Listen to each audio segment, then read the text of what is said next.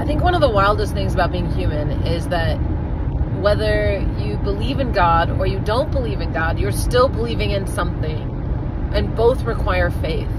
And both lead to a vast array of underlying beliefs that impact every decision we make. And I don't think people are coached to think about what they believe in that deeply, in the sense that, well, we don't know what impacts our reality.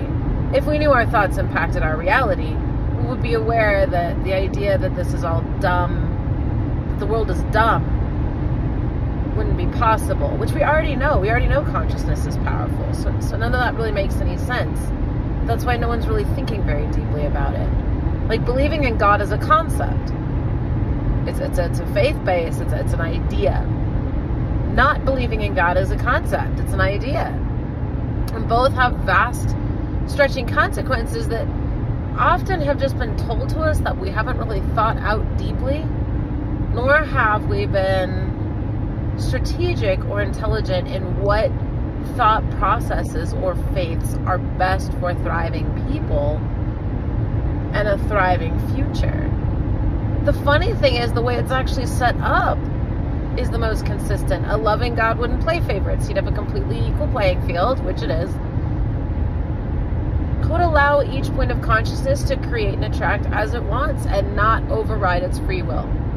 Overriding free will is the most important point of being a point of consciousness, is fully respecting all those around you and fully also respecting your own autonomy.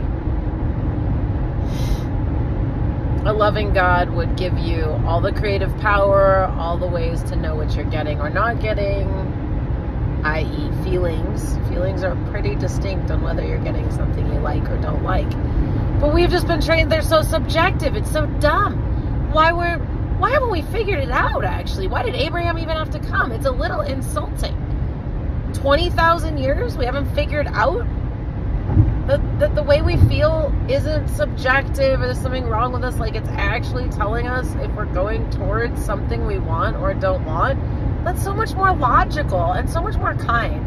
I mean, guys might not be able to relate, but women, well, yeah, they can. But women, we're just at war with our emotions forever, because from the time we're very young, we get emotional in our teens with hormones and stuff, and then nobody wants to deal with our emotions, much less us, and so we sort of try to come up with all these very unhealthy coping methods to put them on a shelf. And it's different from men, but similar. And yet here, that's our spiritual barometer. All we need to do is follow what makes us happy, and we'd be happy. That just shows we've never tried it. We're following the misery, hoping it's going to get us somewhere, or marching something saying the rewards after death. And since no one really can know or remember, we're not like, no, the point wasn't to enjoy life. You get a rewarded death no matter what. Suffering doesn't get you anywhere. It's so weird the moment I realized, that atheism required more faith than any religion that even didn't make sense, that was selling a conflicted God. I always find it interesting that Americans will accept in their God what they would not accept in a dictator, a president, or even other parents in the PTA group, right?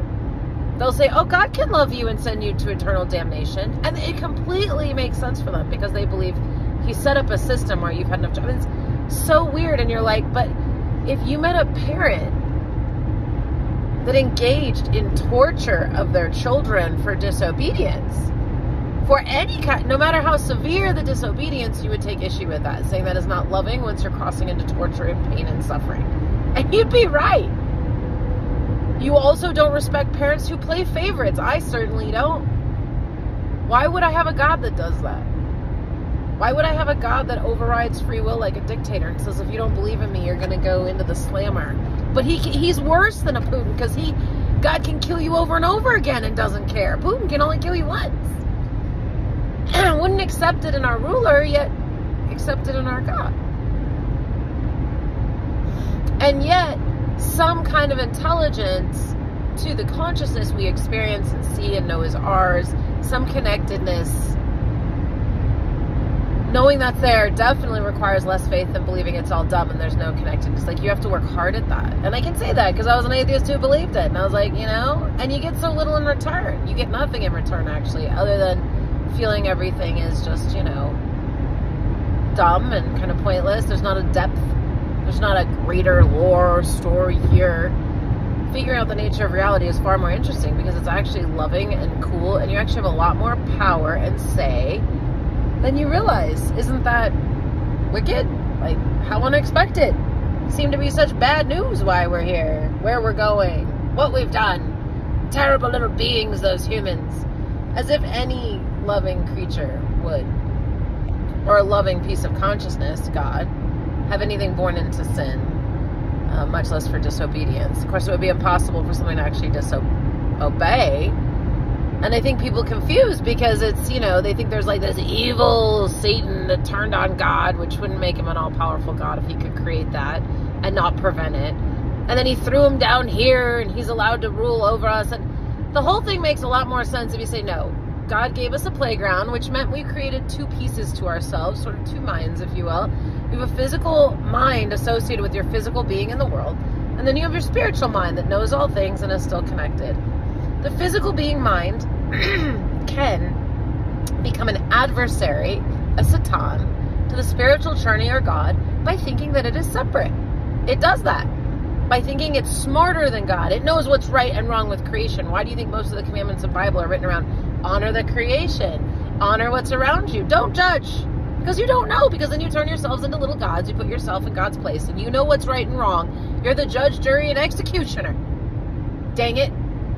You're the voice for God down here, and it's generally one of being right and arrogant and pompous and condemning and punishing, and you can't figure out why that doesn't work, even though you've been studying a book that only talks about love, and Jesus' whole message was love. The guy must have been laughing and joking and joyful. Like, people were enrolled in his message because it's attraction, not promotion. He saw them as perfect. Everyone else that looked at them saw their, you know, the zit on their face, or their malformed leg, or, you know, their nasty profession, or some of their nasty habits. Jesus saw them as perfect, and so they felt new and different and perfect in his presence. That was the trick. Because when you do that to such an extent and believe in the perfection to such an extent, he had conditioned his faith to such an extent that it changed the vibrational soup everyone was swimming in. And now I get it. Now I understand. Like, we're not separate. So, of course, the other point of consciousness realized, oh, yeah, I'm perfect. I totally forgot. And then presented perfection. It's not something we do, but it's something we can help create the soup for, the sort of vibrational, energetic soup for. And I'm still amazed. Even with physics, I mean, God, I watched What the Bleep Do We Know anyway, 1,000 years ago, and it was so cool and cutting edge, and nothing else came out on it. I watched that in rehab. I would have been in my 20s. 25? I don't remember how all that played out, but needless to say, it was like 20 years ago, and there has not been another follow-up that was so cool to that movie of this sort of metaphysical conversation that is proven that we can utilize, that there still was a Nobel Peace Prize given for this year on something along the same topic, but it is not trickling down into the way we live to understand that we are in a vibrational, energetic soup. And I opened up the Course in Miracles yesterday. I've been listening to Alan Watts, and I'm realizing a new level of connection between the verbiage and what it's saying. But it's weird. It's like a code. It's like, without knowing what I do from Abraham, there's no way the Course in Miracles stuff would make so much sense. And I know that because I studied it for 2 years and I got some out of it. It's very interesting, but there's a lot I missed, and now going back over it, and it's funny because I started studying it again at the start of this journey, a year in, or at the beginning. Now I'm a year in. And it was great to get back into, but also I just kind of got, I always get into it, and then I'm like, I was looking at the community. There's just a lot to it. But I felt I understood it in a new way, took a step back. Well, now I'm a year of sort of studying a lot of things at a different level. And I opened it last night, and I was like, oh my God, this is what this means. It says attack creates illusion, for example. That's very, attack creates illusion, or strengthens illusion, or that could be I mean, I've pondered that phrase for many a moon. How? What are you talking about? Well, actually, it's just better said by Abraham in the sense of, this is not an exclusion-based universe. You can't say no. If you push against something, it becomes more. More will show up here. Law of attraction. That's what it means. So by attacking something, in the other words, resisting something and building resistance around it, you make it more real. And the funny thing is, the Course in Miracles will actually call it illusion. An illusion. Abraham won't do that. Abraham will say you'll get more evidence of it. But the truth is, everything in this world is a little bit of an illusion. It's a dream world. So you can make certain things more real and seem more true and nightmarish by focusing on that. But they're still illusions. So you never attack an illusion. You just sort of let it be. Because thought creates consciousness power. The more you think about something, the more power it has. So, God, it's such a simple trick, guys. If we knew, I mean, God, the ability to create life and what we would be creating in our lives would be so different. So my knowledge and understanding obviously is expanding greatly. I have to get to this place before I can get different results in life, because it's about believing this 100%, and you have to make incremental change, and it's constant up and down. You know, you have a good day and then just crash and burn. That's me anyway. Not that everybody be that, but up and down and up and down. But at the same time, then you start to get to know your results better, because you're like, oh, I had that result yesterday. This is a result today. And you just start to feel it, so you start to know it. And the more I'm knowing it, the more I don't even have faith in things. I'm just going to kind of know it. So I begin to realize it navigates differently, because you're having a conversation and a relationship with your experience through your feelings, and you're driving it through your thoughts. You're kind of driving it through your thoughts. Your feelings are letting you know where you're at. And then your results tell you like how kind of you were managing that, how you can continue to. So I don't know. Anyway, just needed to say that today. Happy day, happy Sunday. I'm on my way into work. I look lovely, but it's 4 a.m. I don't care. I'm putting on a hat. And I'm going to bust this day out and then go home and rest. So, love you.